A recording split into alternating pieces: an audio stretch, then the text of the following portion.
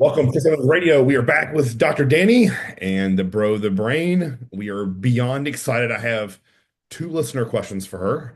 I have a coaching cue that I got from a client that will make everyone sick from a professional that shouldn't be. And then we'll go to we'll go into shoulders, all things shoulders. So since we did talk a lot about rear delts with the back part two, we'll touch a little bit of rear delt in case anyone is watching this as a standalone episode. And if you want a more detailed, I'll put the link in the description for the back part two. It's right at the beginning. And then we'll mainly focus today on side and front delt. So let me start with these questions. I'm gonna pull it up here really quickly. All right, Danny. So this guy said, um, when I do scapular depression after doing pull downs, I can do 15 plus reps. Does this mean the muscle for scap depression, and he put in parentheses, maybe the lats and lower traps are not at my hypertrophy limit? And should I train this exact movement, meaning scapular depression only? The first thing my mind goes to is I have no idea what this guy looks like. I Because if don't this guy, right, but like that's like, that's why we're kind of, Pandora's box here is like, if this is a guy like that looks like you and Dave, you don't need to train that. If this is a guy who's maybe been training like, 2, 3 years and is like starting to put on some really big size, things like that. I think it's not necessarily scapular depression that is of value there, but there is a kind of stabilizing mechanism. So I'm not sure I'm picturing this properly. So like he does his pull downs, and then what's he doing for scapular depression? Do you know? So what I assumed about reading that was that it was some sort of like here, then pull down. That's what I assumed. Um, but I could be wrong. Do me read Can the you read question one more again? time? Yeah, I don't Yeah. think I fully understand. Definitely. It says when I do scapular depression after doing pull down. So I'm actually wrong. I misread that. So I guess he's doing all of his pull downs and scapular depression. I can do 15 plus reps. So I guess he does all of his lat pull downs, then 15 plus scapular depression. Does that mean the muscle for scap depression has reached his hypertrophy limit? And should I be training? I think the thing that I'm thinking of right now is that we don't know what position he's starting in for scap depression. Because if we're thinking like from up here, going into scap depression is different than starting, I don't know, maybe you're in like a dip bar and you're trying to like set your scaps there and kind of depress them down that way too. Right. Or maybe he's thinking more retraction and he's actually thinking something like he's going to a mid-back movement. But the big thing is when we're looking at scap movement, the starting position of the scap, if you're starting in upwardly rotated position, how you got there is basically going to determine how you get into the concentric portion of that. And a lot of us don't actually have the range of motion and the motor control to get that full upward rotation. There's a lot of external rotation involved in that. There's a lot of scapular tipping that has to happen in that posteriorly. And a lot of people don't have that. So if we're starting a scap depression from like a false move or from a false starting point, that will kind of be one thing that I would look at. So if this were my client, I'd be looking at, what is his actual starting position? Because if he's trying to train scap depression for hypertrophy purposes, or if he's trying to train it for motor control for overall shoulder health, those are different things, right? Yep. That's my thought, but what do you think? What's really interesting, the only time I really have ever done that intentionally was John had me do pull downs that way once. So like fully let out, contract, and then pull. I've also done it where I've just like dangled from a pull-up bar and just simply like, for lack of a better words for the audience can get a picture. It's like I just thought about shrugging and relaxing. So I'm here and then it's here to here. Um, Well, also like the scap pull-up version that people do here and just work on the scapular portion of things. And so there's like, that's kind of what I'm wondering if he's doing that. yeah, I don't, I can be honest with you. I can't remember the last time I've had someone do that. And I can't remember the last time I've personally done it. I think that, this brings up a really good point for listeners too, that there's always that next level kind of way to be thinking about this of like, okay, well, what's my starting position? Because if we were just going to mention that movement to you or I mean, gosh, that's kind of like saying touch your nose and we can do it this way. We can do it this way. Way. Like lots of different ways we can get there, right? So Yeah. I think that's where it can be really interesting because depending on where he starts, it's going to pose a different kind of adaptation to different stimulus. It's a different group of muscles that's going to be trained. And a lot of that does some really good stuff for like, being able to actually stabilize the scap on the rib cage is important. Right. Um, Yes. I know there's a lot of like scapulohumeral rhythm stuff that can be improved depending on that range of motion, depending on where you take it. But I would encourage listeners to think about less about the motion and more about their starting position and where they're trying to go. And Yes. then that next step would be how did they get to their initial starting position? Because Yep. if they get to shoulder flexion by doing this or by doing this, Right. Yes. those are different positions. One of them is just orienting the rib cage backward and yeah. What's really interesting is if we're on this topic, the only time I actively think about this is when I strap into a lat pull down and then I'm sitting down into like hooking my legs into it. Yeah. So I think a lot of times people don't think about it. They just strap in, they go to full extension, and then they just sit down. Where I've always felt like if I strap in, get tension in my lat by thinking about driving my elbow down. Then I sit down into the machine, hook my legs, and then I begin with going up and then coming down. Yeah. That sounds really complicated, but it's just a way to engage my lats from the get-go. Well, what you're doing when you do that is basically stacking and stabilizing everything that they sit on. So that Yes, the agreed. motion is happening is like through the muscle. Agreed. Um, I think one other thing to look at here would be a lot of people when they hit what they think is scapular depression also includes a lot of shoulder internal rotation. Yes, And agreed. Good point. depending on someone's structure and how they sit at rest, Yep. that may or may not be, the best thing. Yep. So, All right, so he yeah. had a second part to his question. I'm actually going to text this to you because it is above my pay grade. Um, I've never heard of this, and that's what I told him. So I told him I would ask you. So I just texted to you. De Quervain syndrome. Okay. Additional supination only for biceps. So, Could you read the question? yes, can you also fix um, tendinosis, de Quervain, and training additional supination for biceps? Would be interesting because it's also a function of the biceps. So de Quervain syndrome is basically when you've got all the like the tendons in here. Hmm. I don't do a lot of like hand and wrist stuff, but I think it's flexor hallucis digitorum, but flexor hallucis. Sorry, no, I'm sorry. It's a Monday. Flexor digitorum. Um, yeah. Um, through here, basically, anything that's going to have radial deviation is going to put a lot of tension on that tendon. So tendons respond well at times, depending on the stage of tendon healing to eccentrics, but the Okay. stage of healing is really important to look at. Generally acute versus subacute versus chronic tendon issues are very, very different because an acute issue a lot of times can resolve with proper loading. When you've gone into that kind of more chronic stage, you're going to get a different change in collagen fiber alignment. You're going to get an infiltration of different immune system cells. So you're going to change quite a bit of the biochemical kind of like extracellular matrix in the area. God, I'm sorry, it's a Monday and I said extracellular matrix. So there's a lot of basically change in like when you think about the matrix, think about like all the stuff that like makes up like our white stuff. If you look at like red stuff versus white stuff. Mhm. Um, so with regards to training additional supination only for biceps, personally, I think anytime you hyper focus on something, like if you're dealing with an itis or a syndrome, you need to take care of that, especially if it's a distal body part, like a wrist or plantar fasciitis, for example. Like you don't necessarily want to try to treat that with your training because Okay. what's going to happening a lot of times is you're going to end up using a load that's totally inappropriate for a small body part. So you want to Right. think about it this way. Yes, like you're probably going to have to alter some of your bicep training because your wrist mobility is going to change. I'm sorry, not mobility, what it can sustain loading wise is going to be more sensitive. But I think if you want to actually treat the issue, it's best to kind of treat that issue. It's a small area, small tendon.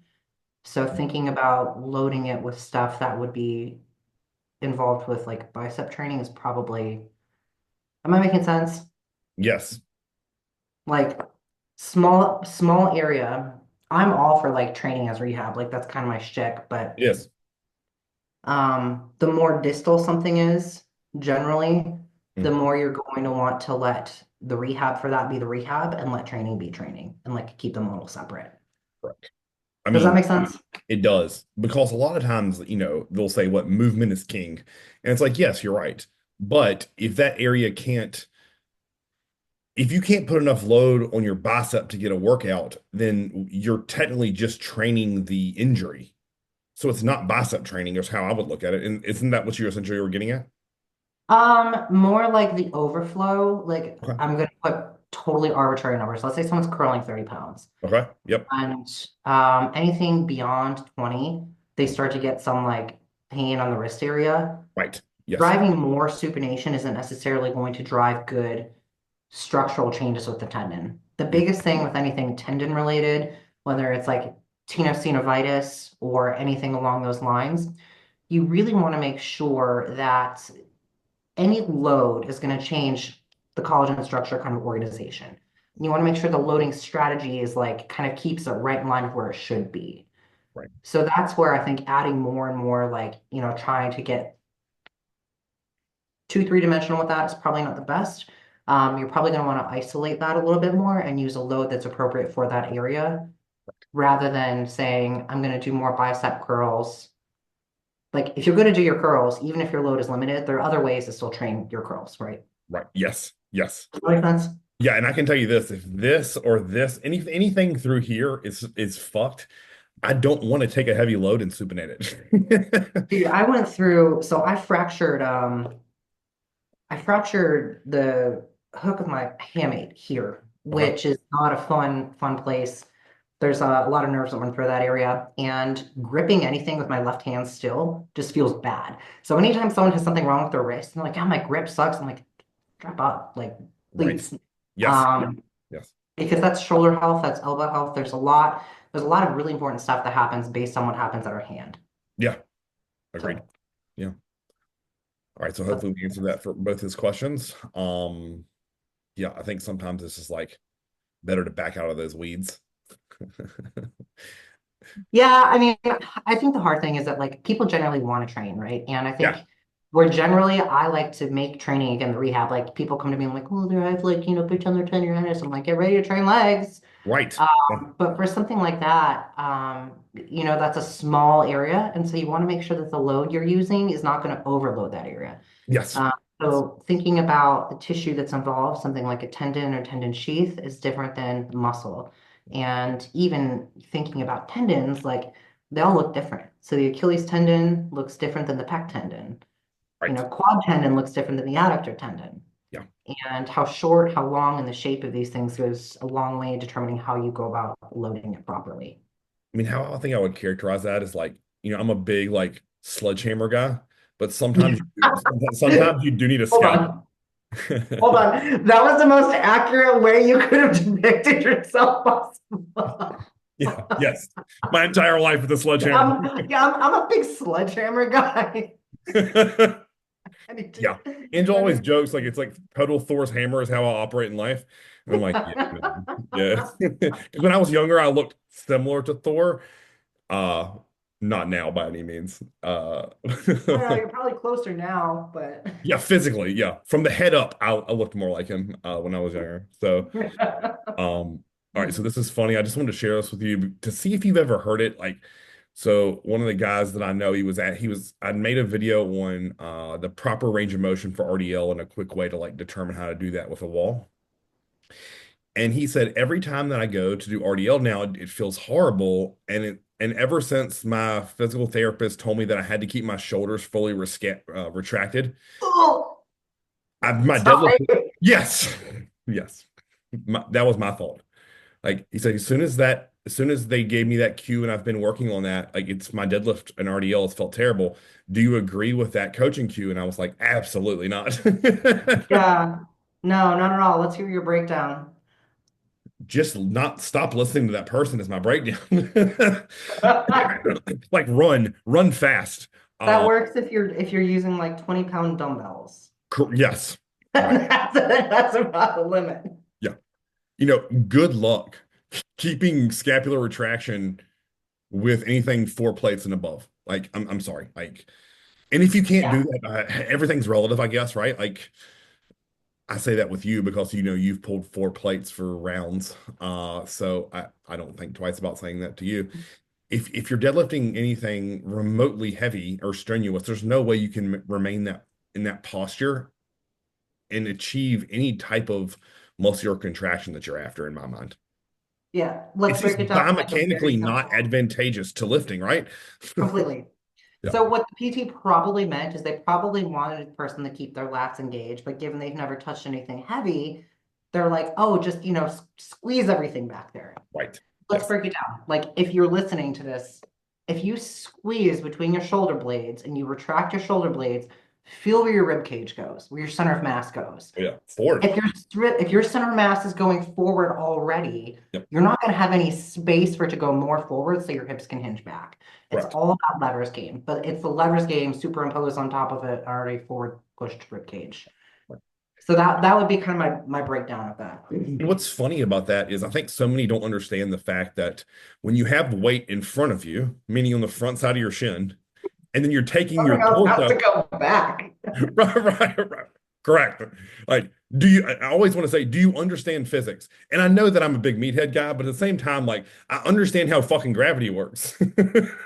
Like, Well, I think that, I mean, like, honestly, just that's a really good talking point for us. And that, like, I think a lot of people still train with the idea they have to keep their scap squeezed with a right. lot of things, whether it's back training or, God, I don't know. People still set their scaps a ton when they're doing like a bunch of pressing. Don't get me wrong, Yeah. like we want stability, but what people don't realize is again, the more you're just, if this is the front and back, the rib cage, the more you're just squeezing here, you're shoving yourself forward and you're gonna have no space left to move.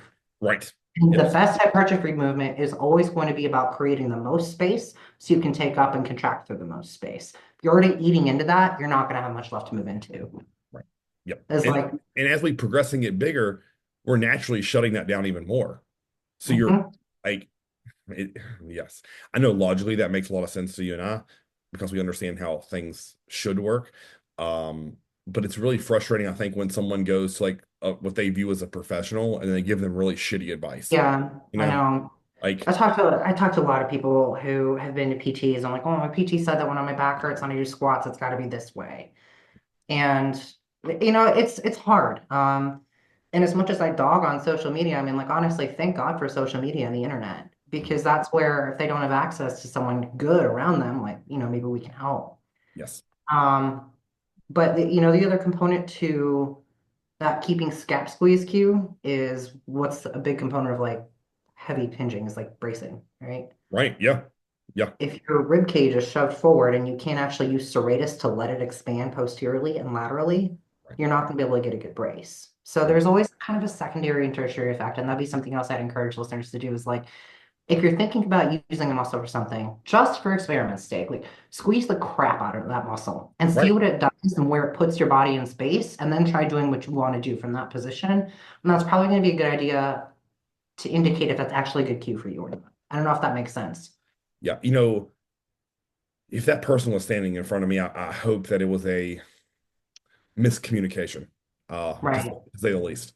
Um, but if it wasn't, and they're continuing to give that really poor, crappy advice, I would just probably look at them and say, hey, put 135 on the bar and show me, like just show me and tell me what it feels like. For sure. So how would you cue, like, let me ask you this, like, how do you cue back engagement for something like a hinge then? All right. So to me, it starts from the ground up through my feet, um, is how I logically begin to think about that. And the only time I'm thinking about engaging upper back through either a rack pull or a deadlift or anything hinged is at the peak of contraction. And at that point, then I do want to think about shoulders backing down and driving my elbows into my torso. But Yeah, it's only the last 2 or 3 inches. You know what I mean? yeah, When I'm thinking about it from like say unracking and then on the descent, I'm just thinking all the things you said about stability. So in order to keep my abs tight, my lats have to be contracted to form a union of balance, is how I kind of think about that in my brain, right? Like I'm not actively like trying to pin shit down. I'm trying to let my body move through space, shove my hips back to create space and lengthen the hamstring to get the most amount of power through the floor. I don't know if that articulates well, but that's what goes on in my brain when I'm doing it. No, I think that makes a lot of sense. So like when people tell you, Chris, I can't engage my upper back before I pull off the floor. What do I do? How do you respond to that? Let's say someone's been lifting for like 3 years, Okay. 4 years. They're like, trying to get really big. They're still doing heavy compounds, still deadlifting or rack pulling. Um, how to engage my upper back? Okay, this is how I would tell them to do it if I'm not in person with them. I would have them set the safety pins in a power rack to where if the weights are on the ground, the safety pin are set like maybe 2 or 3 inches above the bar.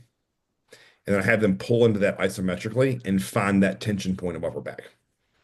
That's how I would have them do it if I'm not hands-on in person to where I can touch the tissue and make them t tense it.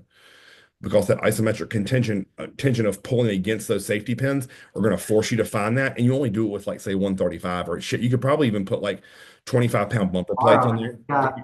Correct. I would only not say the bar only because I don't want them to pick the bar off the ground. I want them to be in their normal stance, right? Of to where that way it's, if it's even if it's fuck, if it's 10-pound bumper plates per side, I need you to do everything you would normally do. Strap in, find tension through the floor, gain the tightness in your upper back you need, pull up into that bar, and then I need you to feel that all through like lat to lat.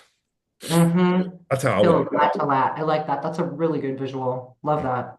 And that way, it's like you're not going to break the bank like with weight wise or exertion, but you're going to pull into those safety pins for, I don't know, 2.5, 3 seconds, like, and then reset, take a breath, and go again. And you continue to do Mm. that with that really, sub heavy load and pulling it into those safety pins, which aren't moving, by the way.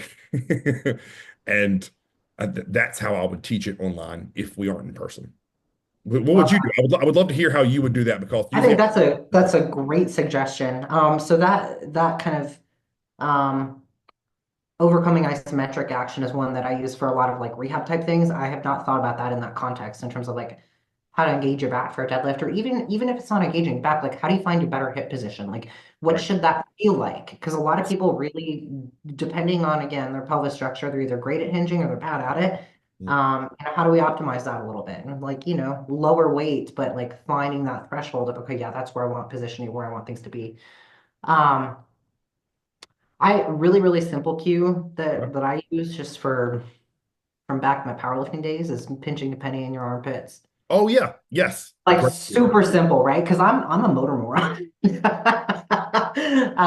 So what I do typically, or the way that I keep people into things is first people that I work with, I look a lot at just teaching them to actually expand and fill their rib cage because that's hard. It's really hard. It's something Dave is just now getting good at.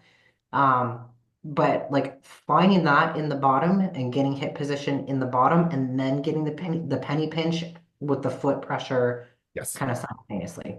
And what So to me, what would elevate that even more is if you're getting them to pull against bands or I chain. get, yep, all the time. That's where my progression would go, right? Like once you learn it, like thinking about that and just burning that cue into your brain, like cool, now let's work against the tension point. Where you have to think about drive, like I visually envision that in my mind, right? Of like you're thinking about taking your arms and just shoving them into and crushing your torso. Um, yeah. I really like there's a video of John doing rack pulls and he took his grip maybe like one or two finger widths wider than usual. You probably would know better than usual or better than anyone, but you see him really actually getting into shoulder extension and like Yes. the entire lat just like boom, boom, like Yes. Yep. yeah. And like that visual to me I think is really cool. And I've started using that like that hand width cue is a big Yes. indicator for me on someone who's training a deadlift as like a general overload movement and kind of getting strong. And like I'm a big believer in like everyone should go through a phase where they're hitting compound lifts heavy.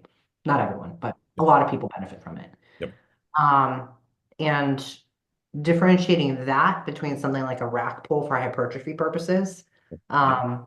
I love the way that John did those. Yes. And widening out the finger width to me is a big way to just start driving a little bit more. Because it just, again, like it gives you more space to move into.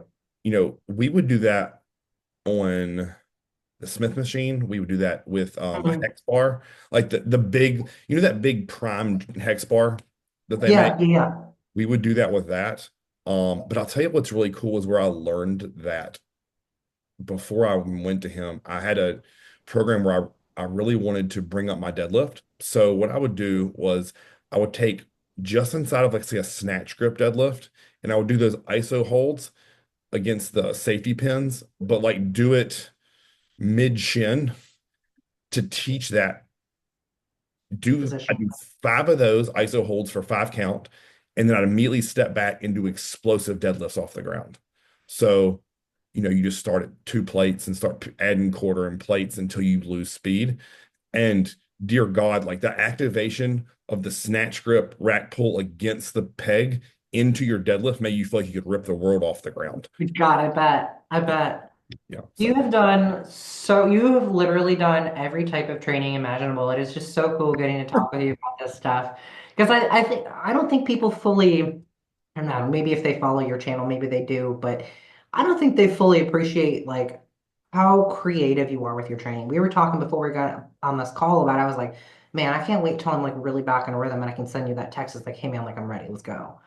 Um, just because you are so well versed in everything. Sorry, I'll stop being weird and gushing about you on YouTube, but you're so no. good at what you do. It's I feel like I've always just had a creative mind when it comes to training, and I don't have any like box that I feel like I need to fit into. Like, Mhm.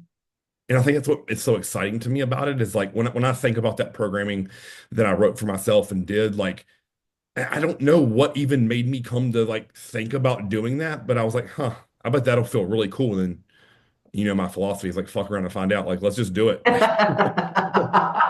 With the sledgehammer, by the way. Right, right, yes, yes. And then, I have a natural progression. I've always been this way. It's like, so I do it and then I share it with my friends. And then if they like it, I'm like, okay, cool, let's start using it with clients. And then it's like, oh, cool, we're all leveling up together. Like, that's always been my thought process. Which was, I'm sure some of the trainers that worked in the gyms that I did was always like, what in the fuck is this batshit crazy dude doing again? Like, I'm like, I don't know, man. It's just, there's so many avenues. Like, the idea of just sitting down on a machine and doing it properly all the time in the same routine just put a bullet in my head, man. Yeah, yeah, yeah, Like let's try like I always thought there's so many tools to use to gain muscle and get strong. Like, can we use them all? Like that's kind of yeah. what the thought process is. And you know how things are. Like if you want your muscle to look different, you have to do something different. It's kind of my thought. Like you either have to find a new intensity technique or you have to go to new reps you never been to or new weight. And if those three are already being like redlined, then what? You can only push food and drugs so high. So we have to come from training. So if I can find new ways to simulate that muscle to where like it almost formed just like, oh shit response, like we have to get better and bigger, or this dude's gonna beat us into the ground. Like that's how kind of I viewed progression always. Like Hmm. Yeah. it's not Well, I as think, robotic. I think with the kind of shifting landscape in bodybuilding too, where people are a lot more health conscious now, and I think people are more in line with, fatigue management and things like that. I'm like, I agree with that. Like I lived far too far on the other side of that for so long, kind of poo-pooed it, then I'm like, okay, yeah, obviously there Right. matters to me too. Yep. But I think that people have gotten so in tune with that they forget that like, yeah, like okay, proximity to failure, yes, okay, we know the literature says that, great, but like can we not stimulate muscle another way? And I Yes. think that's one of my favorite things of talking to you is that like, of course, like you are all about packing on muscle and like you're probably take this as the best possible compliment, obsessed with it. Like Yes. you are obsessed with training and finding ways to make it great. Yep. Um, and I just feel like the landscape has just gotten so boring. I Agreed. mean, it's all like, it's all two sets of 12 and 10, and 15 and 10. Like, Yep. people. When was this fun? I had someone ask me at one point, he was like, how do you like come up with the stuff that you do? And I'm like, I don't know, during a set, I just say, what can I do to make this like, what's a way I can keep this going? Yes. Like this movement feels really good. my muscle is exhausted here. How can I keep this going? And just like find a way to, or like, what do I need right now? Like I have this enormous pump. Like what's going to feel great right now? And I think Yes. people kind of forget how to be present too. I just did a customized program for a guy who came to me and he's like, if I see one more top set back off program that I pay for, he's like, I want to literally blow my brains out. He's like, I hate training right now. He's like, can you please just write me a program that it's fun? So I gave him like a style that I felt like matched what his physique needed based upon his Mhm. photos and based upon like, the access he had in his gym and like what he told me he loved, what he told me he hated. And he messaged me last week. He was like, man, he's like, I've never had this much fun in training.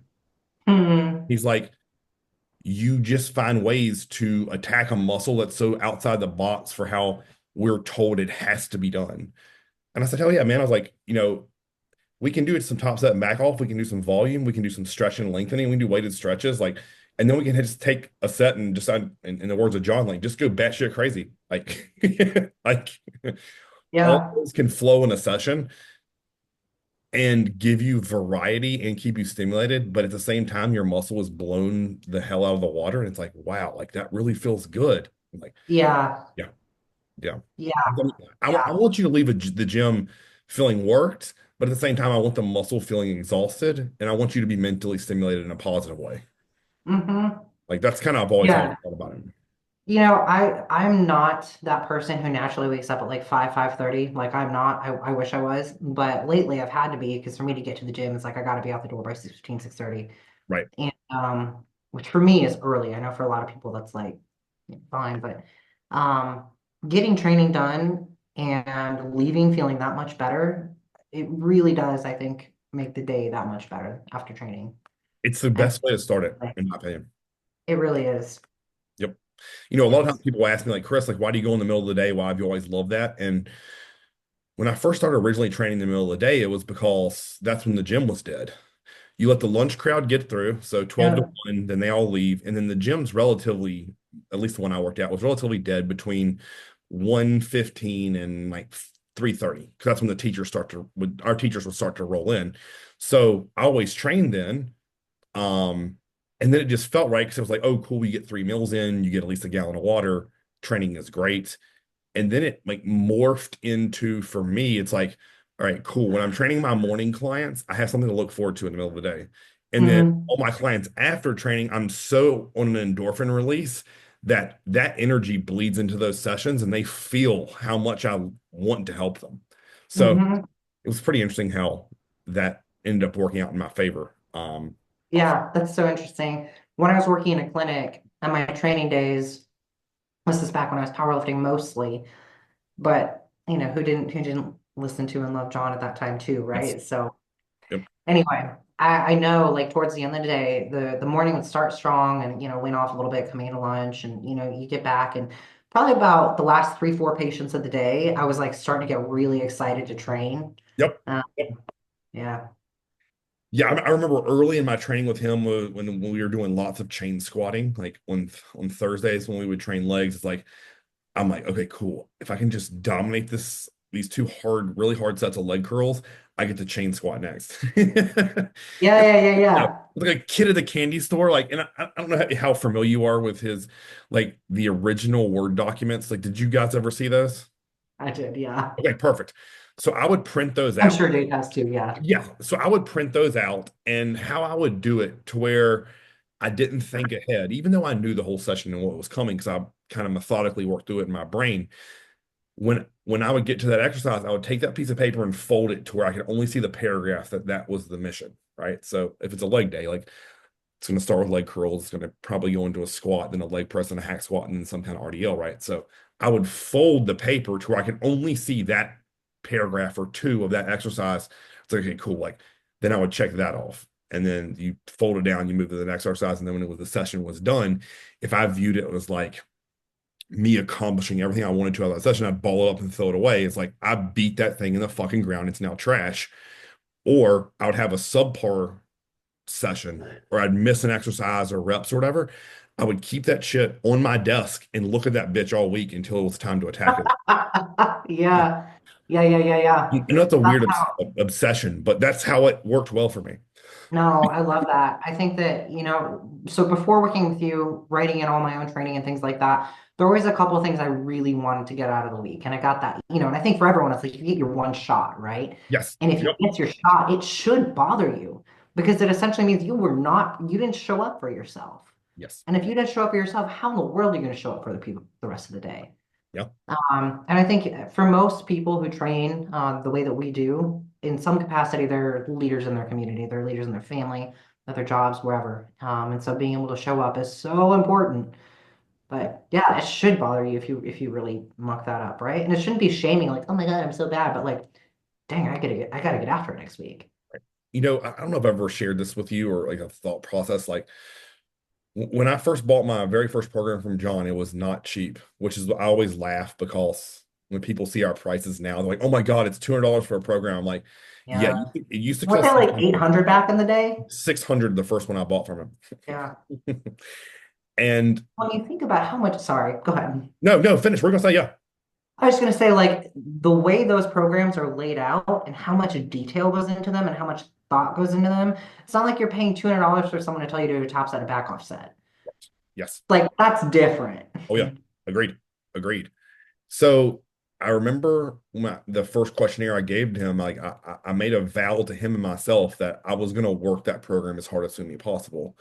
And you know, I've had people since then ask me like, what did that mean to you? And I'm like, that check was already cashed. When I signed up for his training, I had a debt that I had to pay to him because I made him a promise. And that promise meant something to me. And Mm, I think a lot of times people don't hold that like sense of urgency to themselves. I'm sure you mm. felt I very much sensed that when you hired me. You're like, I'm letting you do my training. Oh, Yeah. dude. Yeah, every session I went to the gym, I was like, I owe this to Chris. Right. That's why it's so friggin' awesome having you in Chicago. Yes. And I think a lot of times if you're out there doing your own program, make that promise to yourself. Like Mm, I do my own programming now, and every time I go in there, I'm like, okay, look, when I wrote this out on paper, my job is to execute it because if this works, I get to teach it to other people. And I can help others realize like no matter what they're working through or trying to build, or if you're like me and you're above 35 and you're like, man, the better years are behind me. I don't want to believe that. mhm. I just don't like, and that drives me literally insane when people feel that way. Like they're like, I've done everything possible, I've maxed everything out, and I'm like, have you? Yeah, Because I'm going to go to the damn grave thinking, what else could I have done to fix and then fill yeah. the blank. Yeah, yeah. I mean, same, same. I think that's like, I think that's probably why we do so well talking about these things together is because it's like there's always more solutions, and you're one thought away from a solution that might help someone who thinks they've exhausted everything. Yep. And I think we probably both get a lot of people who like we're kind of their Hail Mary, right? Like Yes. they're like, I've done everything. I give up. I don't know what to do. And we're like, if you're gonna give me a shot, give me a shot and let's go. Yeah. I'm Yeah. going to share this with you and know that I'm crediting you to kind of open my mind towards this. Like if you would ask me point blank, like Chris, like what's the body type you don't work well with? And I would say all day long, like I've failed people who are like stereotypically skinny fat. So it's that middle ground of they don't have really a lot of muscle, but they're carrying a lot of body fat. Like because stereotypically I'd work really well with really skinny or people who are very overweight. And which is why I always tell people like if you come to me after a shitty off season, I'm good with two options. You being small and lean or you being giant and fat. I don't care. Both of those, man, I can work with those individuals all day long. But if you come to me, all your muscles gone and you're fat, that's going to be a problem. And Hmm. I've tried different approaches. I'm not saying I haven't been successful with them, but the progress they tend to see is way slower. Um, and you said to me, I think it was 2 or 3 weeks ago when we were talking about like explosive reps. And what I always found with those individuals who tend to be on the skinny or fat side, they lack the ability to really fire muscle explosively.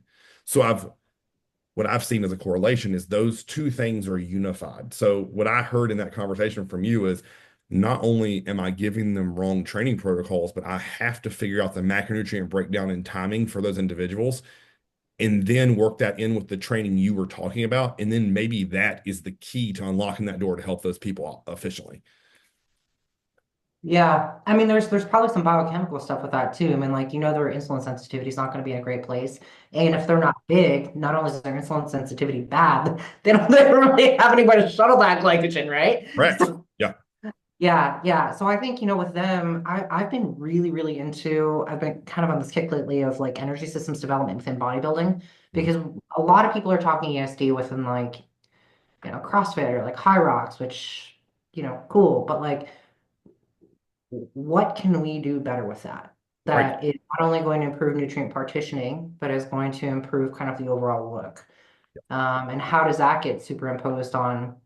I'm gonna keep talking about this wide versus narrow infrasternal angle. Mhm. Kind of what this looks like in the practical standpoint is like, when is someone going to respond better based on their body type and their nervous system to something like a rest pause set versus a traditional cluster set?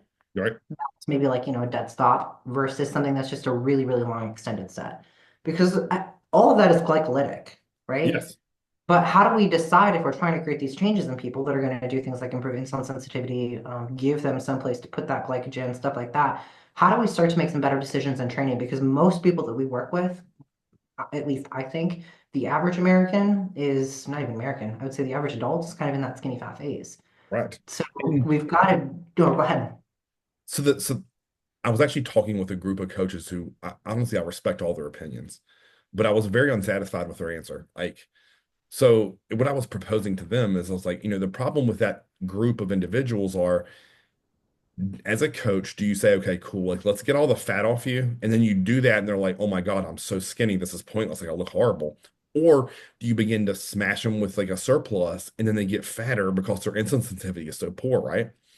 So what I was breaking down what I saw as trends, right? And again, this might be too in the weeds for some people, but typically if you feed those individuals high fat, like from good sources, they tend to pack on body fat really quickly. Okay. Well, their insulin sensitivity is so poor that you can't go high carbohydrates all day. So you have to force it around the training window or when they're the most active, or those nutrients are just going to be shuttled to fat gain, right? And spiking their insulin. And I've always felt like as you just said, like the absorption is off or the sensitivity is so poor that they can't shuttle nutrients to the muscle. It just goes to their stomach and gets fat, right? Because most of those individuals have the tire around their stomach that they want to get rid of. So it's like that area is already predisposed to wanting to accumulate fat and be dense and hard. So it's like, okay, we can't do that. Okay, cool. Well, there's an upper limit on how much protein someone can eat. If you're going to look to eat in a surplus, you can't say, oh, well, I'm going to take a 185-pound guy and give him 500 grams of protein. That's not going to work. Right. So then those same individuals will say, "Oh, well, Chris, but like carbs are going to be protein sparing and we can do it that way." And I'm like, "Well, yeah, but what happens when their body fat starts growing at a rate that is bigger and stronger than their muscle? And then you're pairing that with the training and they're like, "Oh, well, Chris, like what you have to realize is those people are just genetically shit and you can't help them. We all suffer with that." And I'm like, I refuse to accept Seriously? that answer. Yes, that was the answer I was given. I said, "That's utter bullshit and you're lazy." Dude, I'll be honest, that was me. When I came back from like before I did my first show and I just basically sat on the couch for a year and a half after the adductor tendon tear and then my first round of seizures. Right. That's wild to Yeah. be basically told that that would have been a lost cause. Right. So what was your solution? So my solution here's where I'm working through now, like intelligently. Like so with dietary fats, and this is going to sound crazy to a lot of people, but what I try to get these people to realize is we're going to achieve that through fish oil and cod liver oil and reviewing that as a supplement, even though you and I both know that they're just drinking oil. Okay. So then that eliminates all types of things that tend to cause them to want to cheat because a high fat diet tends to make their cravings go this way, right? I don't know why. It's just something I found. Um, some weird, crazy Chris research. And then again, like I said, so That you evidence, yeah. right, yeah. So let's say around their peri-workout window, so meaning pre, during, and after, I'm going to flood them with nutrients and pull protein back. So let's say their normal protein amount is say 6 ounces cooked. I'm going to drop that down to like 4.5, but I'm going to take their carbohydrates through the roof. I'm going to be like split. So 9 out of 10, I'm going to do like 150 grams of rice, 150 grams of potatoes, and 100 grams of fruit. So you're getting it with like three different release times. Yeah, yeah, yeah. Then intra, it's the same shit that I'd have you do. Essential aminos. Now, the amount of carbs intra is going to be tends to be lower because the training that they do is going to be voluminous to a certain extent because you can't achieve it through explosive muscle firing. So you have to give them enough energy nutrients to make it through the session. And then post lift is going to be very, very similar to pre lift, where it's going to be pulled back on the protein, higher in carbohydrates, but it's going to be through varying different sources. And I'm going to have a little bit of fat at that meal through fish oil and cod liver oil. Mhm. And then outside of the workout window, it's going to be high protein. So I might say take protein to 6, 7 ounces cooked, and then I'm going to have the fat with it. And then depending Nice. upon that person's composition, I may or may not have them do anywhere between like 30 and 50 grams of carbs, or maybe even zero at the extremes of the day, right? AM, meaning meal one and meal six, if their training isn't in one of those windows. So Yeah. yeah, Be really that interested to. So something that Austin's done with me now that has been new to me. I mean, my intra has always been about 25 carbs, always. right. Yeah. My intra right now is 60 carbs. Um, Yeah. I'm not doing any crazy volume. I'm like, for me, I feel like I'm not doing enough. Like, Right. that's the key brain. Um, but it has been really interesting just to look at how he's handled things. Because again, coming from the carb cycling approach to now this more kind of health focused approach is super different. Yeah. One thing that I've been really interested in, especially with this kind of population that you mentioned, is like, this buzzword of like mitochondrial health that people keep talking about. Right. Yeah. Um, I feel like that is the kind of thing that becomes more and more important for someone like that because Yes. they're clearly not great from, again, like ESD, Yeah. energy systems development stuff. Like they're clearly not really good anywhere, right? Right. Like, Yes. Yeah. Yeah. Yeah. so you look at even things like A1C, and for people like that, if their A1C is high, they're basically living in a little bit more of a glycolytic environment, and yet they don't have the storage to really promote good uptake, utility, and release. Right. Well, then there's going to be some other issues that come up. Right. Yeah. And that's where a lot of the inflammation comes on and things like that. So, yeah, I've been really interested in like the idea of some of the mitochondrial health. And like, I don't know what all that entails outside of like making sure their circadian rhythm's set, making sure we're doing some, some cardio. Um, Probably do a deep dive on that. So that group actually responds really well to longer duration cardio as well, that I found. So I'm talking like 60-minute walks, like sometimes twice a day, as opposed to the short duration, like hit or Mhm. let's say the 5 or 10 minute walks after meals. I found those don't tend to work as Or well. just like steps per day. Like these people need the more intentional, like, Yes. yeah, I could see that for sure. I could Yeah. see that for sure. And Uh, I'm trying to think, like, what's really interesting is I think a lot of what a lot of other coaches do with individuals like that, they just throw a ton of drugs at them. And what they don't realize is I've you would never know nothing about that. Yeah. Sorry. Some shade. did my face do something there? Yeah. And here's what I've always thought with that. Like, if your body's not good at processing nutrients, you think it's really good at is processing drugs? No. The answer is no. Like, yeah. Yeah. Um, But that's some just real speak for people out there. Like, you know what I mean? Like, there is a point of diminishing returns, and it's much lower than people think, for sure. yeah. I've done a lot more looking into things after my last couple of years now, and it is very, very eye-opening. We'll say that. So, oh gosh, I had a question and I can't remember what it was. We were talking about energy systems development, mitochondrial health, cardio. Oh, I was gonna say, Dr. Mike T. Nelson is like the guy with the HRV. He's putting out a course or putting one together right now all about cardio for meatheads. Okay. And I think he's super smart. He's like takes the literature and dumbs it down so that I can understand it. Okay. So if anyone's interested in that, definitely look him up if you don't already follow him. He also does a lot of, he's got a couple of courses on metabolic flexibility and physiological flexibility. And both of those systems are basically designed to make a more robust human, which for bodybuilding purposes means that throughout a prep, you're basically going to be able to fire on all cylinders. And if we're going to, put the car out on the racetrack, we need to know how it works and be able to fix it when it needs a little pit stop. To kind of finish this point up, and we will save shoulders for next time, by the way. Yeah, yeah, I It's figured. something that I was actually talking to Angel about because it really enraged me to that point. Like, I hate when people say, "Oh, there's no solution, Chris. Like, those people are just going to suck." Like, no, sorry.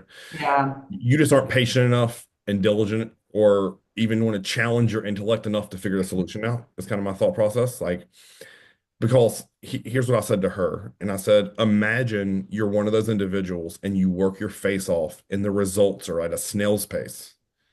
Of course, you're going to cheat on your meal plan. Of course, you're going to take long breaks because it's frustrating that you're like, oh, well, my buddy over here, my training partner is doing half the work, eating nowhere close to as perfect as me and getting double the results. Like, Hmm. there's, A lot of women feel that. yes. And I'm not going to toot my own horn here, but it's easy for me in a prep when every day I wake up and I'm leaner and bigger. Like, of course you can stay on your plan, Chris. I'm not a fucking idiot. Like when you wake up every day and you're better, that is intoxicating. That is something I chase. Where I try to put myself in those people's shoes, and it's like, man, I do all this work and minimal happens. And you nailed it with, I mean, there's so many memes that go around. They're like, this lady's like, oh, I took 7 cycle classes, I ate no carbs, I lost 3 pounds. My husband literally stopped eating sugar in his coffee and he lost 10. Right. Yeah, yeah. I think we both live that just on the other sides of that equation, right? Where like you can basically take out a cheat meal and you're like, man, I look awesome. And like, opposite over here. But yeah, and I think obviously like that's when we start to look more at the internal environment of the person, right? Like that's when we need to actually look at more than just calories in, calories out, because where the environment those calories are being adjusted into, hormonally, metabolically, inflammation wise, like that all does matter big time. Um, so And yeah. I think the psychological component to that is huge, right? Oh God, Because yeah. if you work your face off for 1 or 2 years and you have, in your eyes, minimal progress, like good luck keeping that up. Like, it's probably way easier for you to chase deadlift progression because you see it every week once you reintroduce it, right? Like I remember when you were deadlifting with me, and it was like every week you were just getting better at I it. think it was like 4 or 5 weeks back. You started me, you were like, do not touch more than 245. And I was like, the 275. And like 4 weeks later, I was, pulling 365 for 12 again, off everything at that point and still Yep. moving great. I'm currently getting my ass handed to me by 315. You'll be happy to know. Oh, okay. Okay. I'm Just sure a little. really sad. Like, I didn't know there was ever going to be a point in my life where I legitimately didn't think I was going to be able to rip 405 off the floor, for a couple of reps easily, at least, like double, triple. Right. Yep. So, good time. What are your calories at moderate or are they decently high? There, I could look. On training days, I want to say maybe like 24, 25. Oh, that's not bad. No, it's not bad, but I'm also a lot fatter than I'd like to be. So, Get that. I'm really ready to change that. Be hungry again. Ready to be hungry again, ready to feel like I look like I've lifted a weight before. But man, I think that's really tough for a lot of competitors too, if they do get to the point where, especially a lot of like the women's physique and bodybuilding competitors where they have to push so hard into that extreme. You get used to living in a body that's like jacked and hard most of the time. And then you have a year where you really push into that overdrive and kind of pay for it for the next 2 years. It's not a good time. Not a good time. Do not recommend. But And I always say, because psychologically you walk around as a superhero all the time. yeah. And And yet you're still not good enough. yeah, yeah, yes, yeah, And yeah. so now you're like, wow, I was not good enough as a superhero. What am I worth now as a water balloon? Yeah. And I think a lot of people feel that way. I think most people in their 30s and probably 40s are dealing with that issue right now. And that's where his coaches can kind of come in and be like, no, the way that you think about yourself just change how you show up. So fix that ish.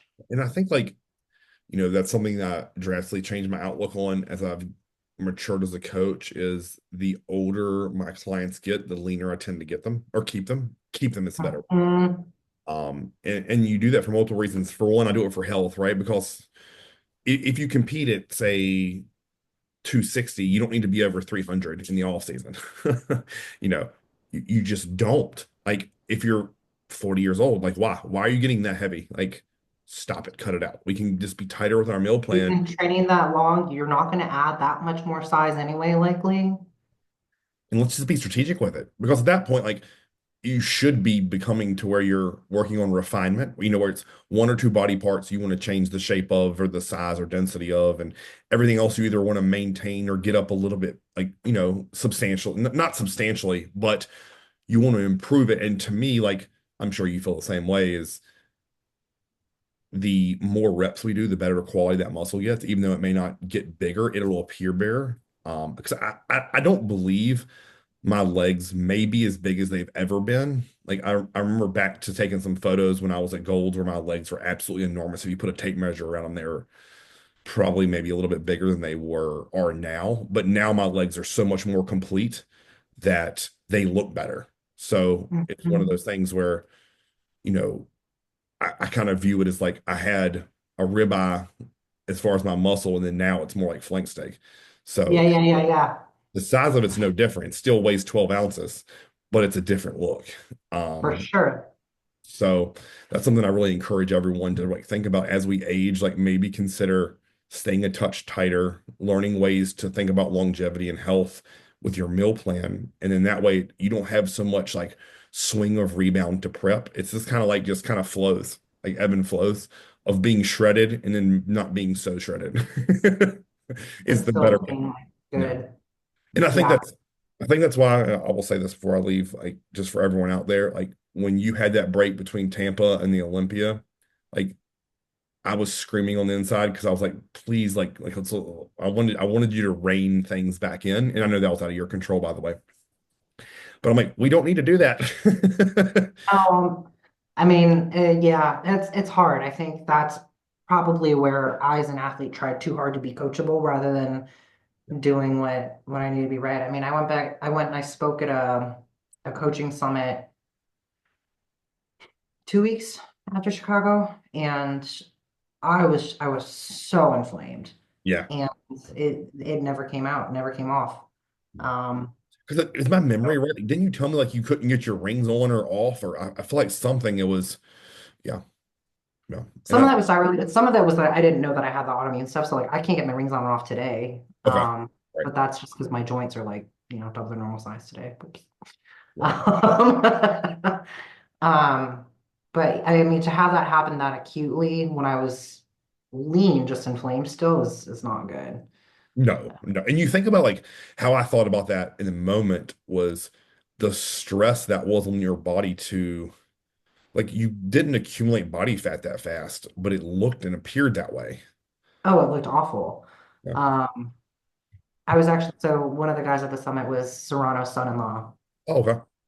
I don't know if you know him. He's brilliant.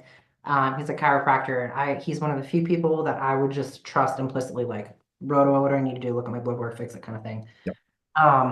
And I remember he was like, kind of, yeah, dude, like, this doesn't look good. Um, yeah. And you know what's wild about that is it goes back to like a theory I've always had of, it's probably easy for you to look back on that and like be really negative about it. But how I look at that is think about how many people you can teach not to do that and how to manage that. And Yeah. know the next time you prep, like that never will happen again is so much like a I weight off mean, the shoulder. I think that's the hard thing is that honestly, the way I'm 37, if we want kids, like how much time do I have, right? I don't know that I'm gonna get another prep. That may have been my last one. And so the thing that breaks my heart is that, as coaches, we get busy. I get that. But I never want to have my roster so big or have my life be so busy that I lose, touch with what someone may need. And as athlete and like as coaches too, like we should coach our athletes to trust themselves because had I spoken up and said, hey, like this doesn't feel right, or I don't know about this, or hey, like coming into show number one, I was not happy about this. This needs to be fixed. Had I said something, like how much different things have been, right? But a lot of that comes down to an internal trust thing. And so I think that's something that as coaches we probably need to do a much better job of actually developing the athlete rather than just giving the plan. And had I not had you in my corner that whole season, Chris, I would have fallen apart. I don't know what I truly don't know what that would have looked like. So Well, if you ever like whatever your life dictates, I'll stand by it. But if you ever want to like make a run at the Masters of Olympia, like 45, 50, somewhere in there, like I'll say let's do it. man, I really would love to. I want to get on stage at least one more time. I really, really Like, do. But yeah. we never know. Never know. I would say that it's just women, but really like men too. Like you'll never know. You never know when life is going to change or when, yeah. So we will see.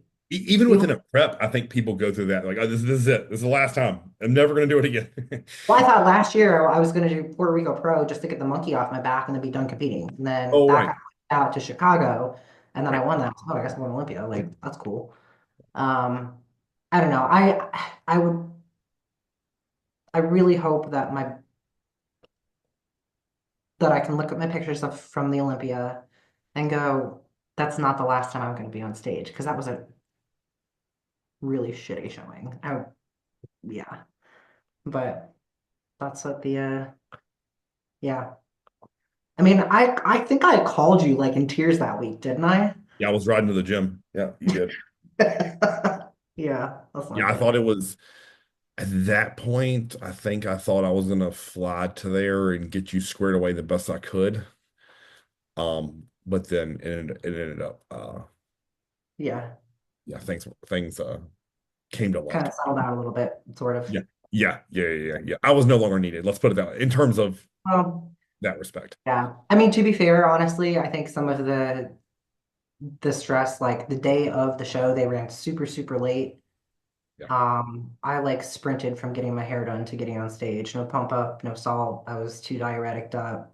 It was just not a good look. And then running across, the venue. But anyway, hopefully there will be another go. We'll see.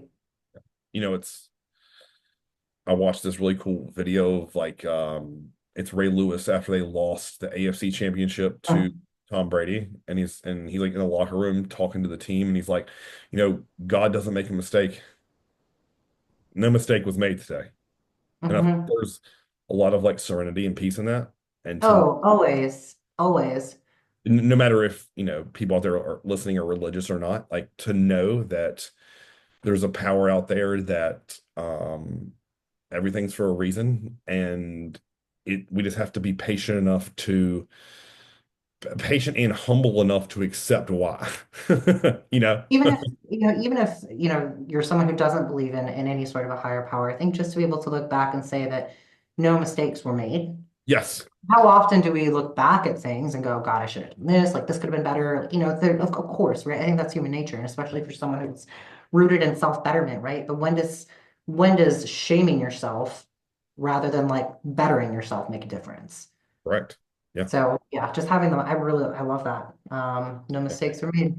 Yeah, it's just there's no mistakes. And if you think about it that way in a positive light, it welcomes the next challenge in your life. In my mind, that's how I think about it is I know so many people are quick to just like blame things or what ifs. And I'm like, man, like everything in life brought me to this point for a reason. And I have no idea what tomorrow holds, but I'm more prepared because of today. I Hmm. kind of how I For thought. sure, for So sure.